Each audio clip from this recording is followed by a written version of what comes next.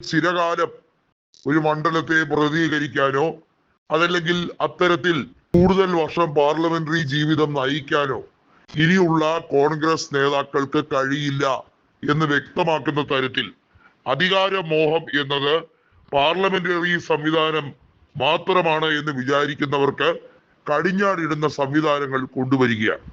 ലോക്സഭയിൽ അതുപോലെ തന്നെ നിലവിൽ നിയമസഭാ സാമാജികരായി വർഷങ്ങളോളം പതിറ്റാണ്ടുകളോളം സേവനം അനുഷ്ഠിക്കുന്നവർ ഇവർക്കൊക്കെ കൃത്യമായ നിബന്ധനകൾ ഇതിലൂടെ നടപ്പിലാക്കാനുള്ള ശ്രമമാണ്. അതായത് പറഞ്ഞു വരുന്നത് ആർത്തിമൂത്ത ചില കടൽ കിഴവന്മാരെ കുറിച്ച് തന്നെയാണ്. നമുക്കറിയാം രാജസ്ഥാനിലും അതുപോലെ ഹരിയാനയിലും ഒക്കെ അധികാരം നഷ്ടപ്പെടാനുണ്ടായ കാരണം എന്താണ്?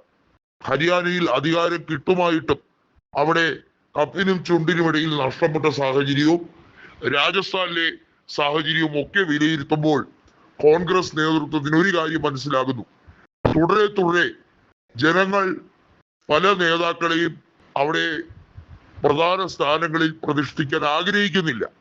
കോൺഗ്രസ് നേതൃത്വത്തിൽ യുവ നേതാക്കളെ കൊണ്ടുവരാൻ ഈ പറയുന്ന ഹരിയാനയിലും രാജസ്ഥാനിലും ഒന്നും തയ്യാറാകാത്തത് വലിയ തിരിച്ചടിയായി. BJP നേതൃത്വം ഇപ്പോൾ പല സംസ്ഥാനങ്ങളിലും 50 വയസ്സിൽ താഴെയുള്ളവരെയാണ് സംസ്ഥാന അധ്യക്ഷ പദവി നൽകുന്നതും എന്തിന് മുഖ്യമന്ത്രി പദം വരെ നൽകുന്നതും. എന്നാൽ കോൺഗ്രസിനകത്ത് ആ മുന്നണി സംവിധാനം ഫലപ്രദമായി നടപ്പിലാക്കുന്നില്ല. ഇപ്പോഴും കടൽ കിഴവന്മാർ പറയുന്ന വാക്കിനാണ് വില. അവർ പറയുന്ന രീതിയിലാണ് ചലനം ആവശ്യമാകുന്നത്. മധ്യപ്രദേശിൽ കമൽനാഥ് പറയുന്നതിനപ്പുറത്തേക്ക് കോൺഗ്രസ് നേതൃത്വം ഒരു രീതിയിലും ചിന്തിക്കുന്നില്ല. ദിഗ്വിജയ് സിംഗിന്റെ അഭിപ്രായവും കമൽനാഥിന്റെ അഭിപ്രായവും ക്രോഡീകരിച്ചെടുക്കുന്ന തീരുമാനങ്ങൾ, പക്ഷെ അത് ജനത അംഗീകരിക്കുന്നില്ല. അതിന്റെ തിരിച്ചടി മധ്യപ്രദേശിൽ ലഭിച്ചു. ഛത്തീസ്ഗഡിലും ഇത്തരത്തിലാണ് കാര്യങ്ങൾ.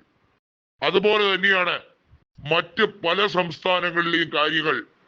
യുവ നേതൃത്വത്തെ വളർത്തിയെടുക്കാൻ, യുവ സംഘടനാ ബലം വളർത്തിയെടുക്കാൻ, 2ാം നിരയും 3ാം നിരയും ഒക്കെ വളർത്തിയെടുക്കാൻ കോൺഗ്രസ് നേതൃത്വത്തിനായില്ലെങ്കിൽ ഈ പ്രസ്ഥാനത്തിന് ഒരു ഭാവി ഉണ്ടാകില്ല എന്ന കൃത്യമായ ദിശാബോധം ഉരുത്തിരിഞ്ഞു വന്നിരിക്കുകയാണ്.